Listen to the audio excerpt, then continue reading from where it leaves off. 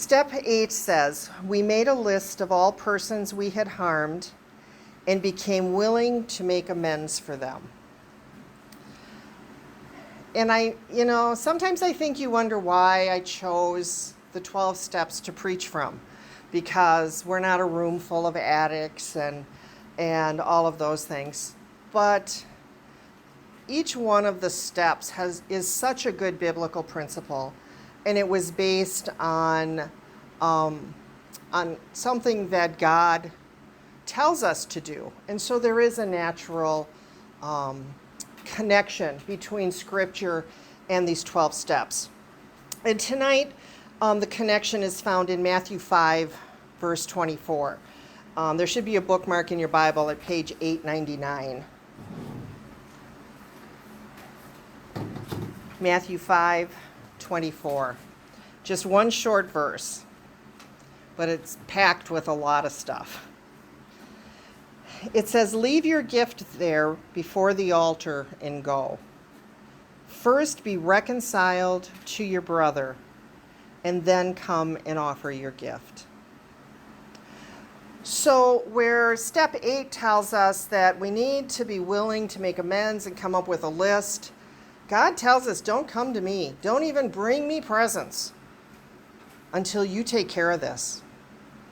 And this is a really serious thing that I don't think that the Christian church today deals with as well as we could and maybe should. This is about reconciliation, and avoidance is not reconciliation. And to even begin this process, what we have to do is figure out what we've done wrong and who we may have wronged. And it's not an easy process. If you go to God and ask Him, can you show me? He will. And it's a rough journey to go through, to examine your heart and to find out, something that maybe happened years ago. When you're talking to addicts, it's a very painful process because they've really hurt a lot of people. They've lied, they've stolen, they've, lost their jobs, they've lost their families a lot of times. And so they know there's a lot of people that they've damaged through the process. For the rest of us, we like to think we're not that bad. But if we start examining ourselves, we'll find out that there's some wrongs that we need to correct. And a few weeks ago, we talked about humility. And it seems like every step since then is more and more about humility. In fact, we're eating humble pie. That's just what we have to do sometimes. And it's not an easy thing to do. But it's a really important process, and God gives us a great example of this. And so I'm going to go back to Genesis. There's a pair there that had kind of messed things up and had to reconcile. And the story's about Jacob and Esau. And they were brothers, twin brothers. And theirs was an interesting situation. Their parents had waited 20 years for them to be born. Needless to say, they were spoiled. They were spoiled rotten. The problem was Dad spoiled one, Esau, and Rebecca, the mom, spoiled the other one, Jacob. And that's what led to a lot of the problems that they had. Their father was Isaac, who was the son of Abraham, if you remember. So now we've got the background all painted. And what happened was, once Rebecca was pregnant, it was a crazy pregnancy. And you guys are probably going to have a hard time understanding this. You ladies are going to know exactly what I'm talking about. My last child would have the hiccups while I was pregnant. And his father, you're crazy. How can you tell that? You can tell what's going on with those babies when they're inside of you. And that's what happened to Rebecca. They were fighting, and she could tell. And it was so bad that she actually went to God. And she said, what is going on here with these kids? And we don't know if she knew that she was carrying twins when she went to God or not. And you can read the whole discourse between her and God in Genesis 25. But God gave her an answer. And he told her that these boys were not only fighting inside of her, this would be the story of their life. That they were destined to battle each other. And then he told her one more thing. And he told her that contrary to the custom at the time, the younger would serve the older. And the customs back then, and many of you are aware of this, but the oldest inherited twice as much, when the father died. And that kind of became the patriarch of the family kind of a thing. And here's God telling her, well, these kids haven't even been born yet, but he's telling her that that's not how it's going to happen for these two. So she has the babies, and, they spoiled them rotten. And one day, Esau's all grown up, and he's out hunting, and he comes home, and he is so hungry, so hungry, that he sells his birthright as the oldest child to his brother for a bowl of porridge. He was either really, really hungry, or he did not have a lot of respect for tradition and his inheritance, because he sold it to his brother. And I just think that this is the beginning of God's words coming true. Because, he'd given up something that, assured him of his place in the family. And so things were changing. Now, towards the end of his life, their father, Isaac, was going blind. And he knew that his days were numbered. And so what he did was he called Esau, his favorite, to him. And, everything in the Bible, just like everything at church, is centered around food. And so he was getting ready to bestow his big blessing on his favorite child. And so he wanted to commemorate this in a special way. So he tells Esau, go hunting. I want you to make me this kind of a meal, and then I'll give you the blessing. So Esau does. He gets ready, he goes off, and he goes hunting. The problem is that Mom's eavesdropping. And so she concocts this plan, and she brings Jacob into it because he's her favorite, and she wants him to get that blessing. And so they trick Isaac. And she prepares the food, and Jacob makes things so that he can deceive his father as far as who he is. Puts on some of his brother's clothes so he smells like his brother. I'm sure they use different aftershave and things.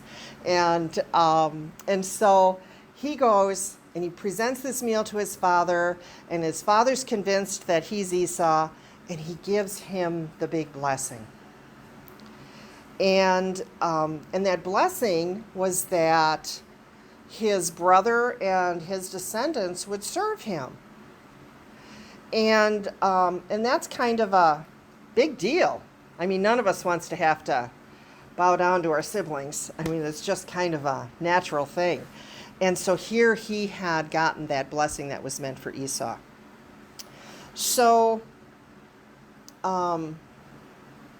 he's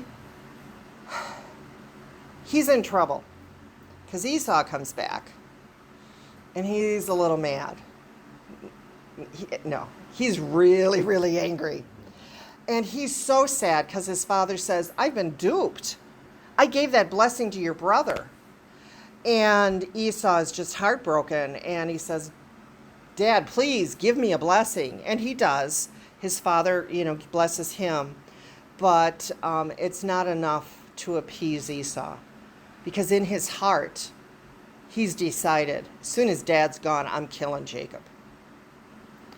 So Mom knew what she did was wrong. And she knew her other son was going to be angry. So she comes up with another plan. Mom comes in to save the day, even though she created the trouble. She comes in to save the day, and she sends Jacob off to her brother.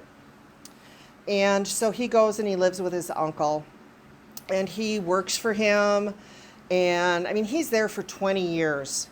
And he gets married and he starts a family and all of this kind of stuff. And then God comes to him and he tells him, you got to make amends here. And so if you want to turn to Genesis 31, verse 3, we will read exactly what God said to Jacob. Genesis 31:3, page 21. Then the Lord said to Jacob, it's page 28. I'm sorry. Are we ready? Yeah. Okay, verse 3. Then the Lord said to Jacob, return to the land of your fathers and to your kindred, and I will be with you. Think about how we feel when we know we've screwed up and somebody tells us we have to fix it. You know, maybe we spread some gossip about somebody and they lose their job or something serious. I don't know about you, but I don't want to go and try and make that right. Or maybe we kind of twist some things in the family and, you know, we don't lie, but we maybe tell a half-truth about somebody and it causes a split in the family. And now the holidays come and nobody's getting together anymore. And it was our fault because we had to open our big mouth and say that crazy thing just because we were mad at the moment. We don't want to go back and make those things right. It's too hard. And yet that's what God was telling Jacob to do. He said, you need to go back by Esau. And even though God said, I will be with you, Jacob was scared. If you read the full account, and their story covers several chapters in Genesis, Jacob had a contingency plan. His first plan was he was going to bribe Esau so he didn't kill him. I mean, he was a wealthy man now, and so he comes up with this idea that he's going to give him all these gifts and everything. And then he has another contingency plan. He's got a pretty big family, so he splits them. And that way, if Esau's angry enough and he attacks and wants to kill his family, he'll still have half of his family. So he wasn't going in faith, he was going in obedience. And that's okay. Sometimes we just need to obey, even if our faith isn't there. Obedience is always important. But God wanted him to make things right, and he knew he needed to eat some humble pie, and he was not excited about this. Well, the step that I read to you said that we need to make a list. Didn't say we have to go as far as what God told Jacob to do. But we feel that way, even when we think about making a list of what we might have done wrong. And so the first step in reconciling is to have a willing heart. And that is what Jacob had. He had a willing heart. His heart was willing to obey what God had asked him to do. It didn't take away the fear. I think the guilt was pretty strong. And I mean, he knew he had done wrong by his brother. But he did go, and things, I'm not going to say they were okay. They worked out. They managed to work things out. But the important thing here is that God didn't take Jacob's free will. He didn't tell him, you have to go or I'm going to do something to you. And God has a way of doing that to us. And when we don't want to hear what he has to say to us, or we dig in our heels and things, he has a way of compelling us. And compel basically means to apply enough pressure till you're willing to do what you're supposed to do. And God is really good at that. And Jonah's a wonderful example. God came to Jonah and said, I want you to go to Nineveh. And Jonah's going, do you know how sinful those people are? They don't deserve you. And Jonah was so rebellious that he got in a boat and went in the opposite direction. Well, that worked out so well for him that he ended up in the belly of a fish for a few days. And I don't know what it was like in there. I can't imagine that it was pleasant. I've cleaned fish and it's not pleasant in there. But he had time to think. And he came out of that fish with a changed heart and a changed mind. So God didn't take his free will away. He was willing now to go to Nineveh because God had given him that time to think about things. And that's what happened with Jacob. I think Jacob probably knew if he didn't do what God wanted him to do, that there was going to be a price to pay. And so he went, despite his fears and everything else. So my question for you is, do you have people in your life that you should probably think about eating some humble pie over? And then the question is, if you have these people, are you willing to? That's a huge thing.